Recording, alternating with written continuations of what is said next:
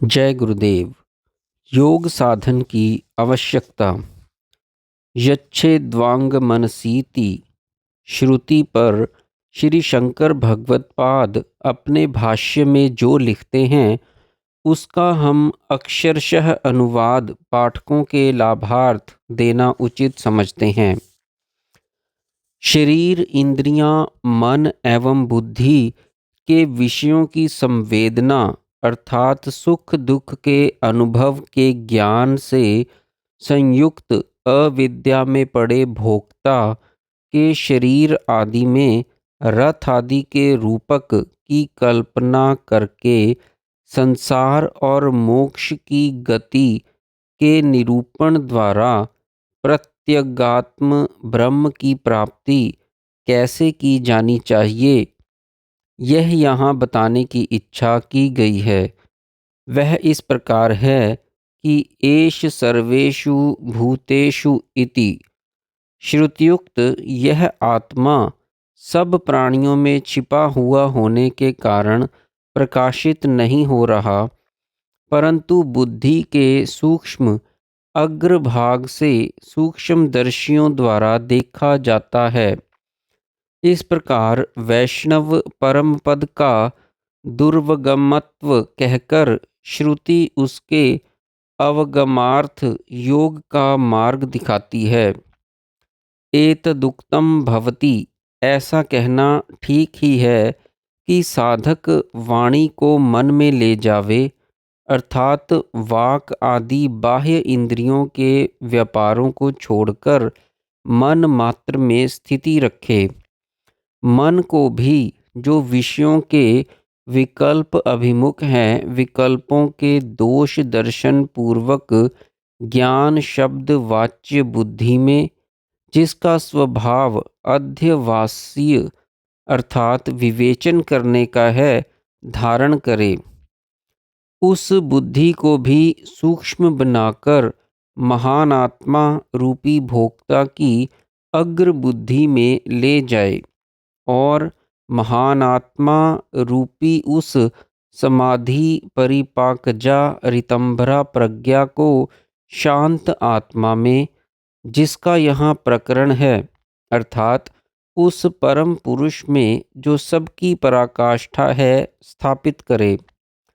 यद्यपि यह साधन कठिन है और उस्तरे की धार जैसा तीक्ष्ण कठिनता से पार होने वाला यह मार्ग दुर्गम है, जैसा कि ऋषियों ने कहा है, तो भी उत्तिष्ठत जागृत प्राप्य वरन निबोधत, अर्थात उठो जागो और उस मार्ग के जानकार महान पुरुषों के पास जाकर भली भांति जानो।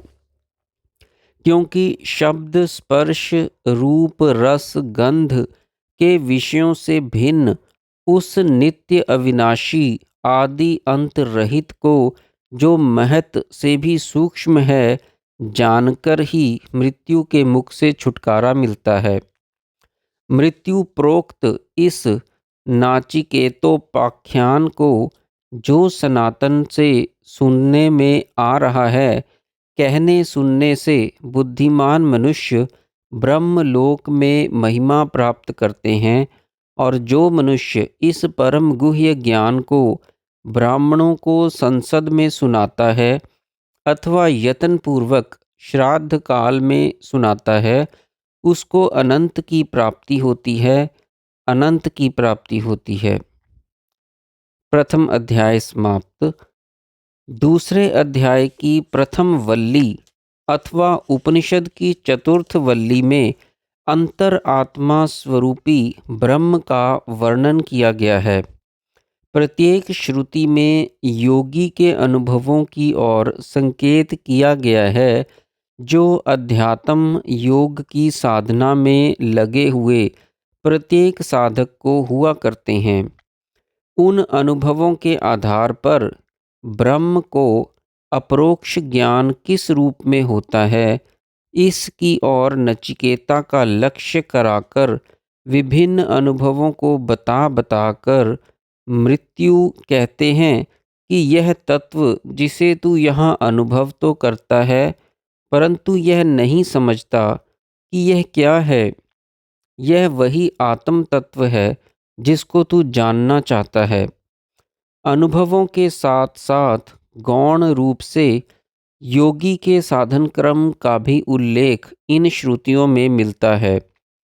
इसलिए यहाँ हम प्रत्येक श्रुति पर उसमें कहे गए साधन क्रम, उससे होने वाले अनुभव और उसके आधार पर आत्म साक्षात्कार का रूप क्या है, इन तीनों दृष्टिकोणों को लेकर प्रकाश डालने का यत्न करेंगे।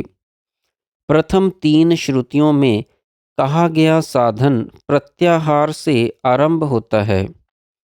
योग के 8 अंग हैं: यम, नियम, आसन, प्राणायाम, प्रत्याहार, धारणा, ध्यान और समाधि।